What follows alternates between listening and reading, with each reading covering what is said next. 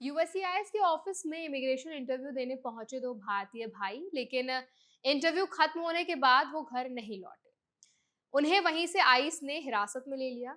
इस घटना ने अमेरिका में रह रहे हजारों भारतीयों के बीच एक बड़ा सवाल खड़ा कर दिया है कि क्या किसी इमिग्रेशन इंटरव्यू में जाना भी गिरफ्तारी का कारण बन सकता है।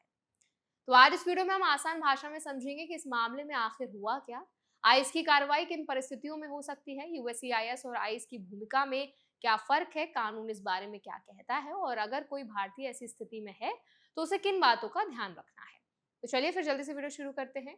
हाय, मेरा नाम है वर्षा दुबे और आप मुझे देख रहे हैं एनबीटी टेक एड पर।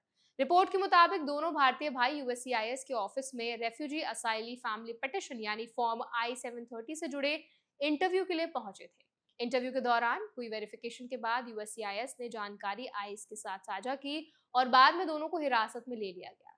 अमेरिकी अधिकारियों के अनुसार दोनों व्यक्तियों के खिलाफ पहले से आपराधिक मामलों से जुड़ी जानकारी रिकॉर्ड में मौजूद थी। एक व्यक्ति के खिलाफ कई फायर आर्म चार्जेस और रेकलेस ड्राइविंग के मामले बताए गए, जबकि दूसरे के खिलाफ पहले के फायर आर्म ऑफेंसेस और एक बड़े व्हीकल थेफ्ट ऑपरेशन से जुड़े मामले का जिक्र किया गया। हालांकि अवेलेबल जानकारी में स्पष्ट नहीं किया गया है कि इन मामलों में अंतिम सजा हुई या नहीं। अब सबसे जरूरी बात समझिए, बहुत से लोगों को लगता है कि यूएससीआईएस केवल इमिग्रेशन एप्लीकेशंस प्रोसेस करता है और वहां जाने पर किसी तरह की एनफोर्समेंट एक्शन नहीं हो सकती।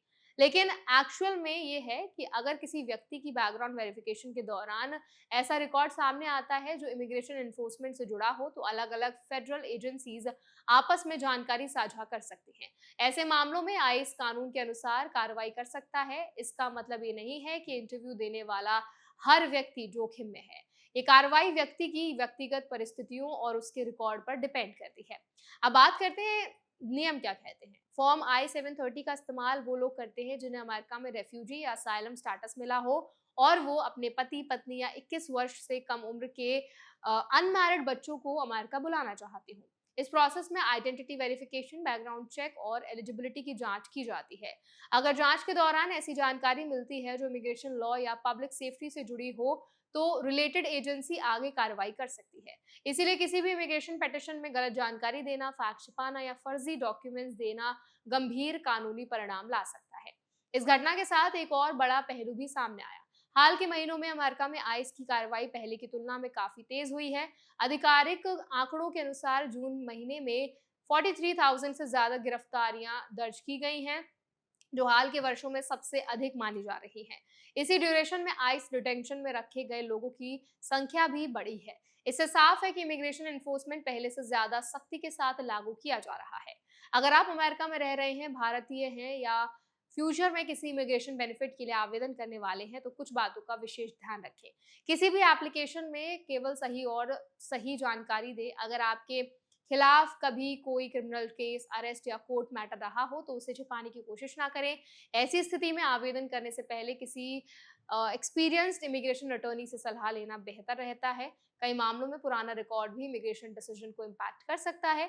इसके अलावा इंटरव्यू नोटिस मिलने पर घबराने की जरूरत नहीं। इंटरव्यू में सभी ओरिजिनल डॉक्यूमेंट, सही पहचान पत्र और आवेदन से जुड़े रिकॉर्ड लेकर जाएं। अगर आपका मामला पहले से कॉम्प्लेक्स है तो पहले से उसका समाधान समझ लें। बिना तैयारी के या अधूरी जानकारी के साथ इंटरव्यू में जाना आगे चलकर परेशानी बढ़ा सकता है। आखिर में सबसे इंपॉर्टेंट बात, इस मामले को देखकर ये मान लेना सही नहीं होगा कि हर भारतीय या हर इमिग्रेशन एप्लीकेंट को इंटरव्यू के दौरान गिरफ्तार किया जाएगा। ये मामला उन स्पेशल परिस्थितियों से जुड़ा है जहां अधिकारियों के अनुसार पहले से मौजूद रिकॉर्ड और बैकग्राउंड वेरिफिकेशन इंपॉर्टेंट थे। इसीलिए इस घटना से डरने के बजाय सीख लेने की जरूरत है। तो आई होप वीडियो आपके लिए हेल्पफुल रहा होगा। अगर वीडियो आपको पसंद आया तो उसको लाइक करें, शेयर करें। ऐसे वीडियोस के लिए हमारे चैनल एनबीटी टेक एड को भी जरूर सब्सक्राइब करें।